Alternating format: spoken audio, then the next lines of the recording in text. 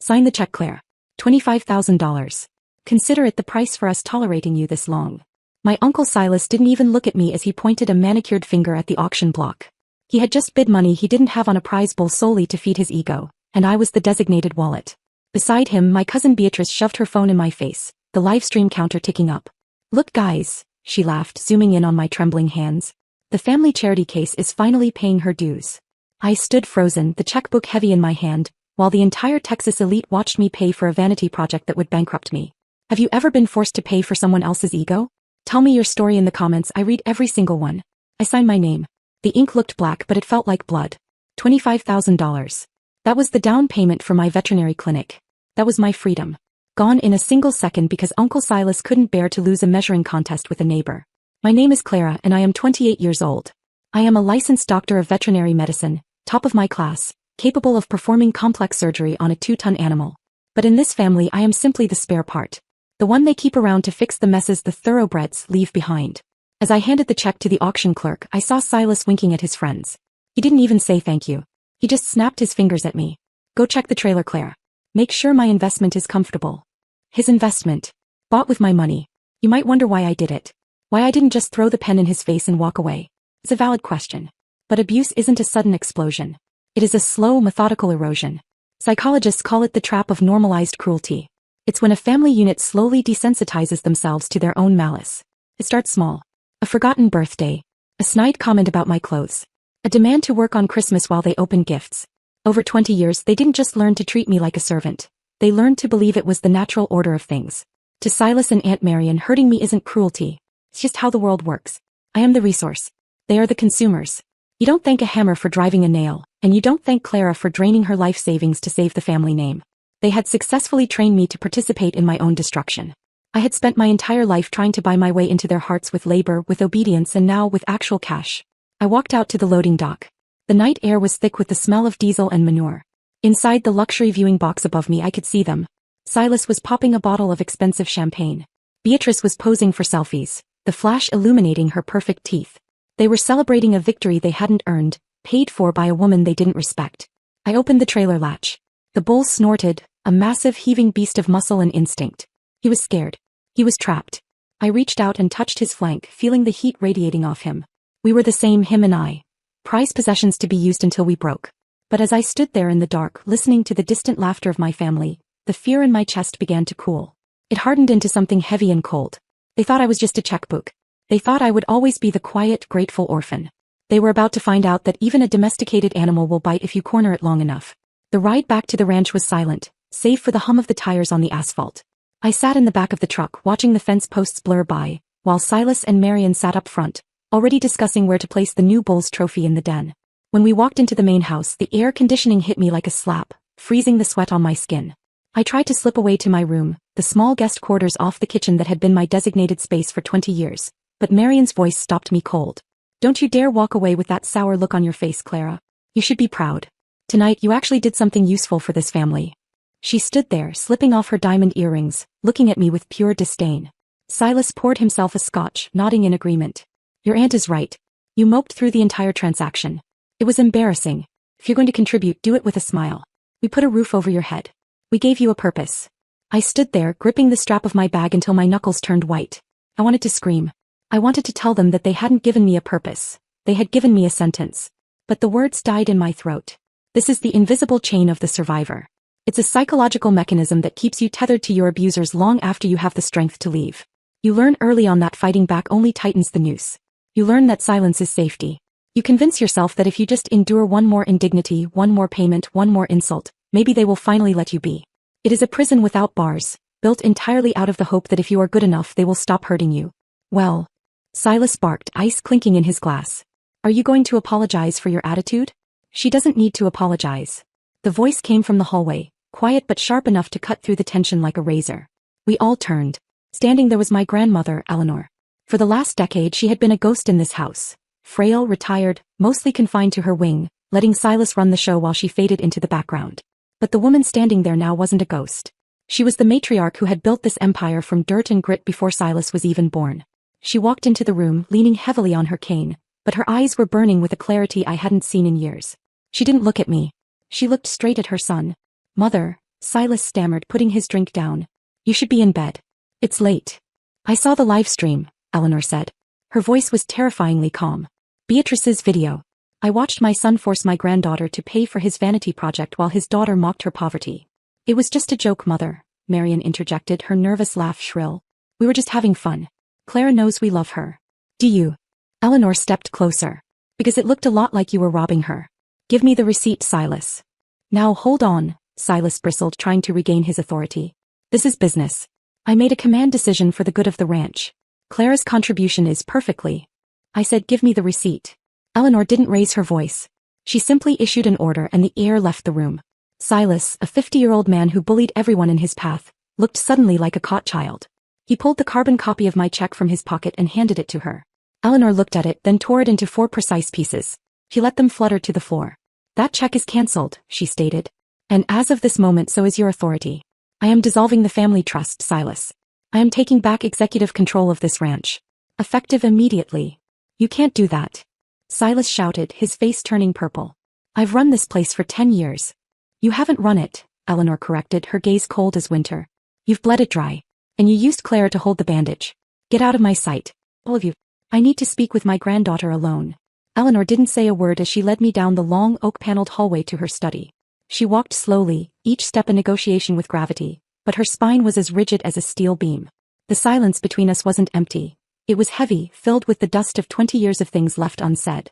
When she closed the heavy double doors, locking out the sounds of Silas's tantrums, the mask finally slipped. She slumped into her leather chair, her breath catching in a ragged wheeze.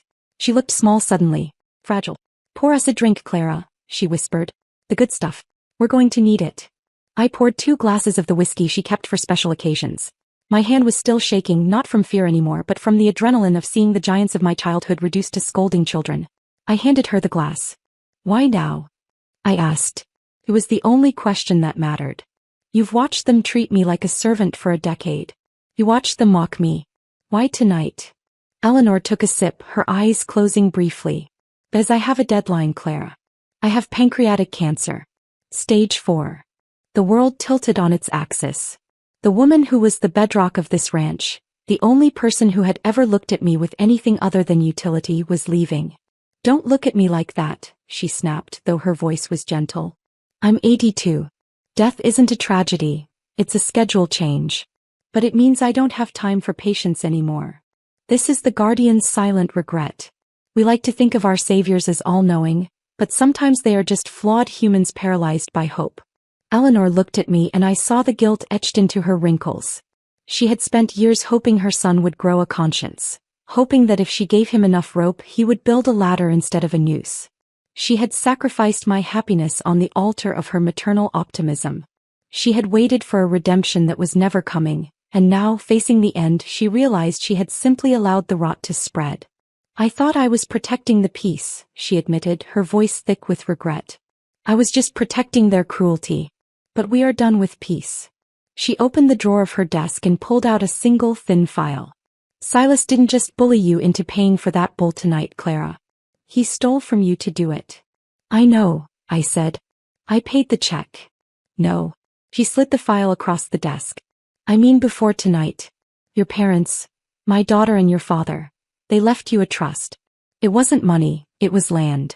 300 acres of prime grazing land on the North Ridge. It was supposed to be your start. I opened the file. It was a deed of sale. Dated 5 years ago. Signed by Silas as the executor. He sold it. The air left my lungs. He sold my parents' legacy? He sold it to a developer, Eleanor confirmed, her eyes hard as flint. He used the money to renovate the main house and buy Beatrice that sports car. He liquidated your future to pay for his present. The rage that hit me then wasn't hot. It was absolute zero. It froze my tears before they could fall. They hadn't just been mean. They had been thieves. They had looked at a grieving orphan and seen a bank account to be raided. But that's not the worst of it, Eleanor said softly. The bull. The one he made you buy tonight. What about it? Look at the pedigree. I looked at the auction sheet tucked into the file. I traced the lineage back. The sire. The grandsire. And then I saw it. The name of the foundation sire. Obsidian King. That was your father's bull, Eleanor said. Your father spent 10 years breeding that line. He built it from nothing. It was his pride and joy.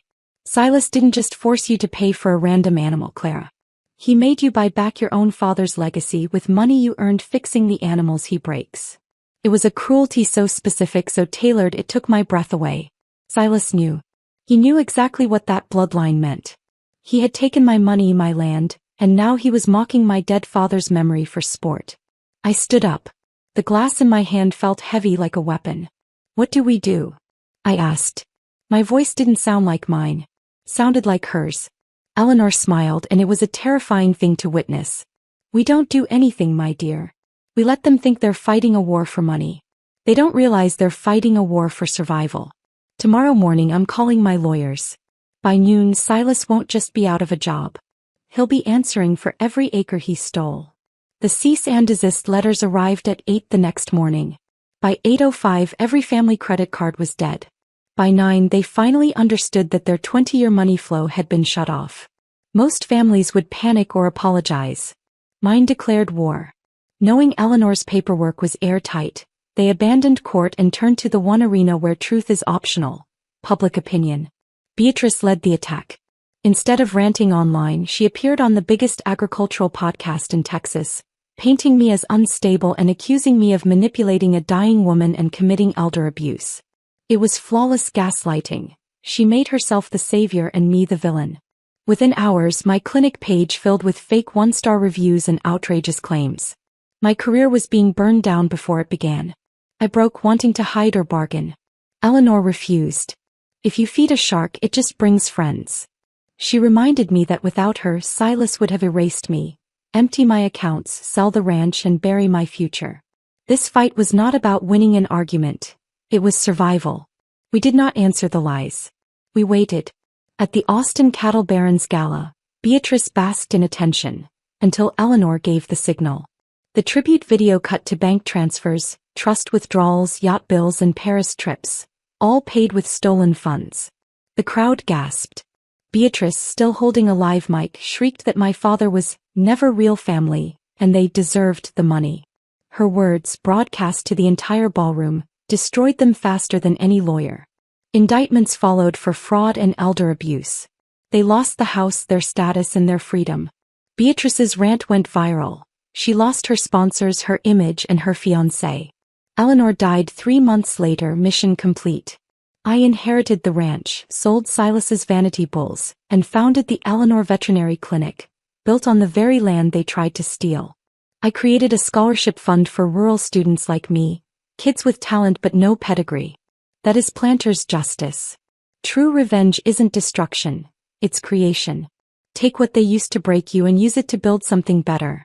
Yesterday, I watched a scholarship student nervously examine her first pregnant heifer. I told her what no one ever told me: you belong here. The land finally sounded like peace, not fear. Clara didn't just survive the war. He changed the future.